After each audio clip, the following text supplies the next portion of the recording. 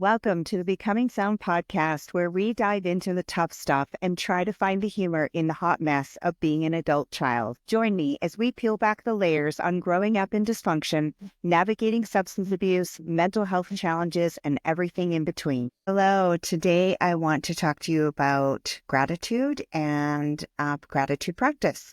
And in saying that, I also want to emphasize that children of alcoholics and dysfunction, we might find this really challenging. And it sounds like an easy task, but if you've grown up in a home with chaos and dysfunction, addiction, all of the conditioning and the programming that we adopt, the feeling of we're not enough or we're not worthy or we're lacking belief in ourselves.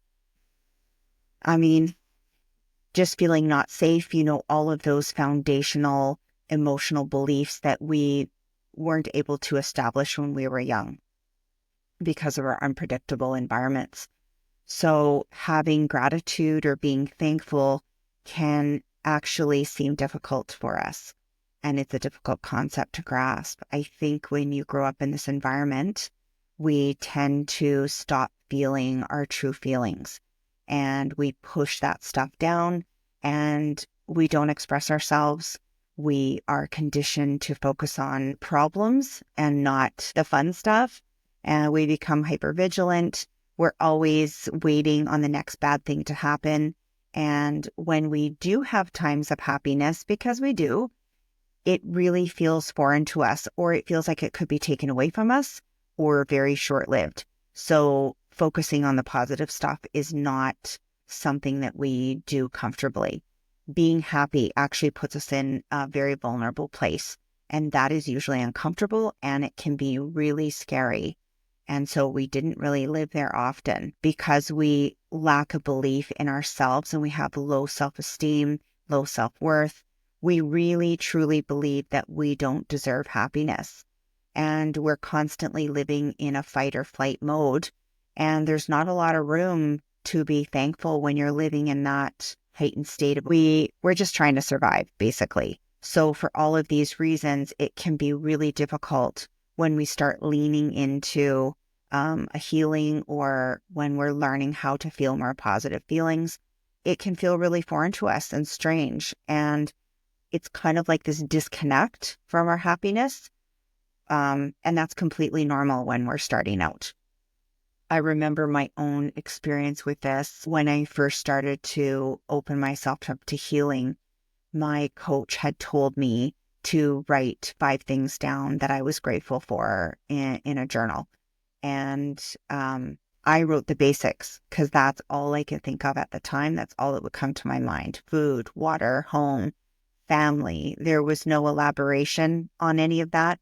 And I didn't really understand how disconnected I felt to my own life until I started to write this stuff down.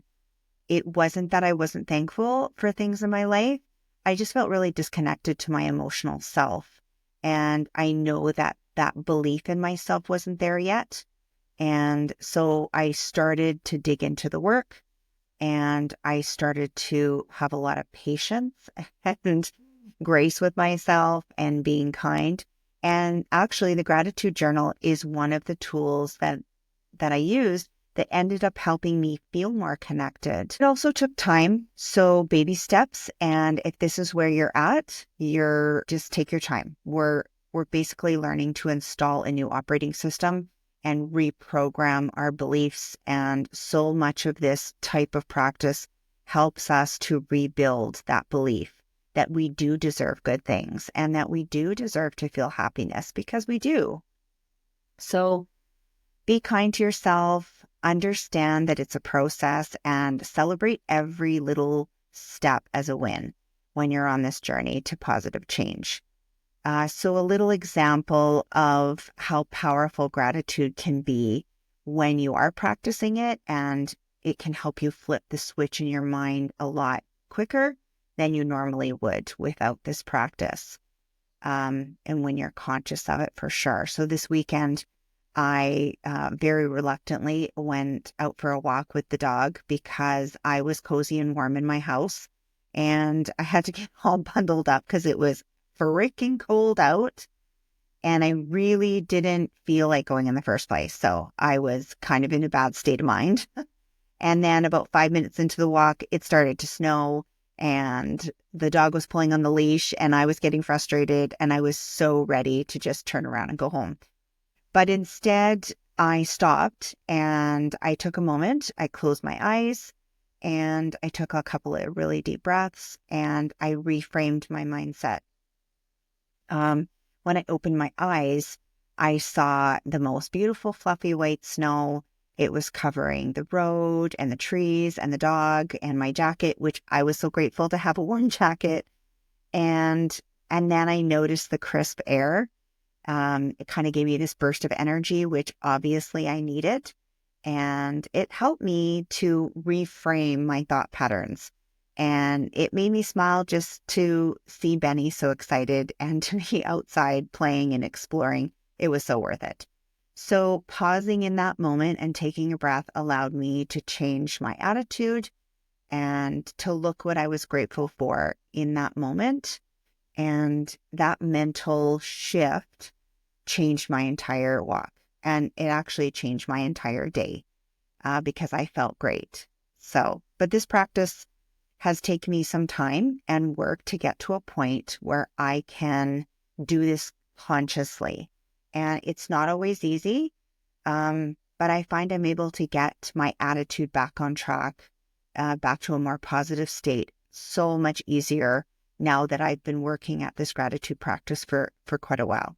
So practicing gratitude can be a powerful tool in shifting our mindset, believing in ourselves, having healthier relationships, and all of the good things that we're opening ourselves up to when we are starting on this healing journey and growing. So here are a couple ways or a few ways to start to begin this kind of practice for yourself. So start small, be consistent, and over time, it will open up your heart so much and you will start to notice positive change. So I started by getting a journal and keeping it beside my bed. In the morning, I would write down 3 things because at first, that's all I could think of and that I was grateful for. And after a few weeks of this practice, I started writing more things when I started to feel more connected to my feelings, and my belief in the things I was grateful for grew exponentially for sure. But if journaling isn't for you, grab a sticky note and write 3 things down on it that you're grateful for. Post it on your bathroom mirror and read that out loud to yourself. Out loud is key because it helps to reinforce that in your mind. Read it out loud every day. You can keep little gratitude notes in your phone. A lot of people use their phones, so if that works for you, great. Just whatever practice feels good. If a daily practice is too overwhelming for you as well, you might want to start out with a couple times a week or a weekly practice, and that can build up to having a daily practice as well. And remember, the biggest key here is consistency. That is what is going to make a really impactful change for you.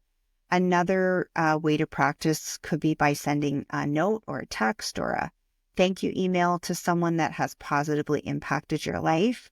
This not only brightens their day, obviously, but it also boosts your own happiness. It feels good to make other people feel good.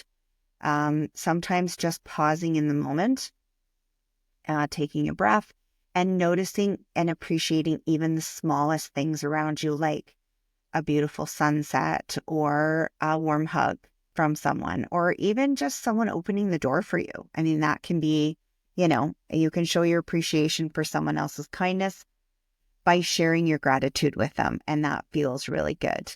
When you are expressing it out loud to a family member, a friend, or even to a stranger, it shows them that you care, and it opens the door for more meaningful relationships as well.